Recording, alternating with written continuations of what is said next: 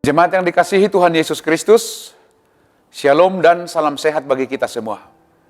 Sebelum melakukan aktivitas hari ini, marilah kita terlebih dahulu mendengarkan firman kehidupan yang tertulis dalam kitab Yosua 8 ayat 1a. Demikian firman Tuhan. Kemudian berfirmanlah Tuhan kepada Yosua, janganlah takut dan janganlah tawar hati. Demikian firman Tuhan. Dan yang menjadi tema firman kehidupan kita adalah, dalam penyertaan Tuhan, perlukah takut?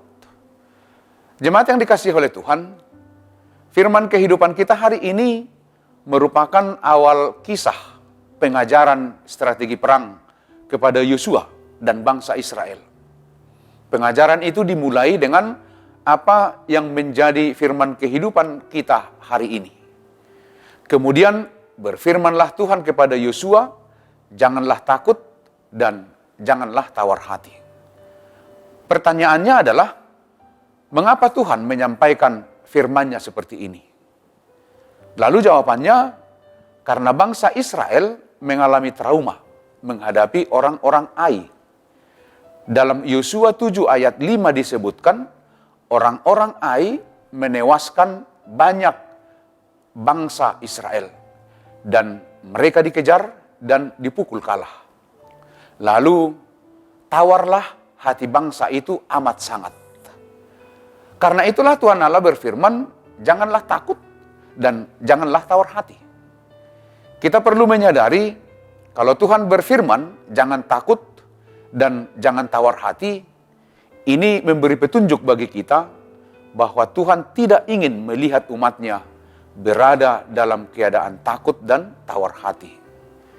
Firman kehidupan hari ini sangat memotivasi kita ketika kita sedang menghadapi permasalahan hidup. Pikiran kita sering berkata, Tuhan, bagaimana mungkin saya tidak takut dan tawar hati di tengah keadaan yang begitu berat seperti ini? Namun perlu kita ingat, Tuhan tidak memaksa kita untuk tidak takut. Jangan terlalu pede atau jangan memaksakan diri untuk berkata, saya tidak takut. Sangat normal untuk manusia memiliki rasa takut ketika menghadapi masalah besar. Karena itulah Tuhan berfirman, jangan takut dan jangan tawar hati. Artinya, jangan turuti rasa takutmu membuat hidupmu menjadi tawar hati.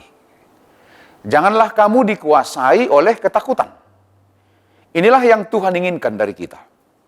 Agar kita tidak dikuasai oleh ketakutan, maka teruslah memandang kepada Tuhan kita yang berfirman akan senantiasa menyertai kita. Penyertaan Tuhan itulah yang membuat kita tidak lagi dikuasai oleh ketakutan. Dan penyertaan Tuhan itulah yang membuat kita memiliki hidup yang terus berpengharapan. Maka pesan berharga yang dapat kita pelajari hari ini adalah, Tuhanlah yang senantiasa menyertai kita. Itu berarti Tuhan selalu ada bersama kita pada saat hidup kita sedang senang. Dan Tuhan juga ada bersama kita pada saat hidup kita sedang menghadapi kesusahan. Tuhan juga ada bersama kita ketika kita punya banyak masalah. Dan Tuhan juga ada bersama kita ketika kita punya sedikit masalah. Tuhan ada bersama kita ketika kita sehat. Dan Tuhan ada bersama kita pada saat kita sakit. Tuhan ada bersama kita pada saat kita sukses. Dan Tuhan ada dan bersedia bersama kita pada saat kita sedang menghadapi kegagalan. Artinya Tuhan hadir di dalam kehidupan kita setiap saat. Jadi pada saat kita diperhadapkan dengan berbagai tantangan dalam hidup ini, ingatlah firman kehidupan hari ini yang mengingatkan kita bahwa Tuhan memberikan kita kemampuan menghadapi segalanya. Karena Dia yang berfirman, janganlah takut dan janganlah tawar hati. Yakinkan diri untuk mengatakan kita mampu, sebab Tuhan menyertai dan memberi pertolongan.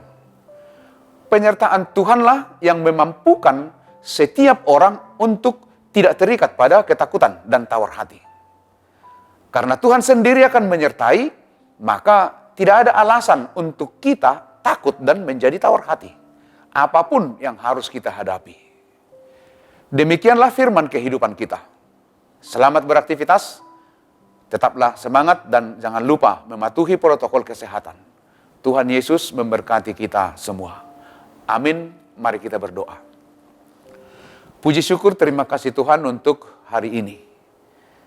Tuhan masih memberikan kami waktu, kesehatan untuk melanjutkan kehidupan kami. Dan biarlah firman kehidupan hari ini yang menjadi pedoman dan andalan kehidupan kami, agar kami tidak takut dan tidak tawar hati. Karena Tuhan yang menyertai, Tuhan yang memberkati kami. Biarlah Roh Kudus-Mu yang memampukan kami untuk tetap meyakini pertolongan Tuhan dalam setiap langkah kehidupan kami masing-masing. Di dalam Yesus Kristus Tuhan dan Juru Selamat kami berdoa dan mengucap syukur. Amin. Anugerah dari Tuhan Yesus Kristus, kasih setia Allah Bapa, dan persekutuan dengan Roh Kudus itu kiranya yang menyertai kamu. Amin.